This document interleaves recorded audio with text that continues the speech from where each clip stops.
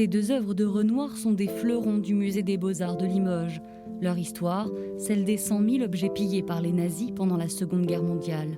2 tableaux volés puis récupérés par les Alliés en Allemagne en 1945, le Limousin, terre de résistance et de refuge, n'est pas non plus épargné par la spoliation. Il y a eu en Limousin beaucoup de familles juives réfugiées, des familles juives qui venaient d'Alsace par exemple. Il y a eu aussi des familles qui sont venues de Paris, avec une partie de leurs meubles quelquefois, et il y a eu aussi des objets qui ont été, objets d'art ou objets plus simples qui ont été mis en sécurité. Dès l'été 1940, les Allemands investissent villes et villages. S'ensuit un pillage du patrimoine culturel, surtout celui des Français de confession juive. Des peintures, des sculptures, des livres et des biens personnels. Au total, 204 objets sont spoliés en Limousin, comme ces émaux du milieu du XVIe siècle. Tombées dans l'oubli pendant plus de 70 ans, ces pièces retracent aujourd'hui la vie de leurs propriétaires à l'époque, des marques de l'histoire pour restituer une mémoire familiale et reconnaître les exactions. Ce sont des objets qui ont été aimés, vus, admirés par leurs propriétaires. Pas nécessairement des grands collectionneurs, mais des gens qui avaient fait en tout cas un choix précis.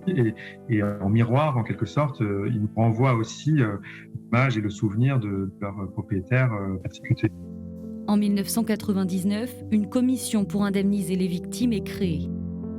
On s'est aperçu qu'il y avait énormément de demandes qui arrivaient et que ce que l'on pensait être au départ une commission qui devait durer quelques années simplement allait devoir s'inscrire dans le temps.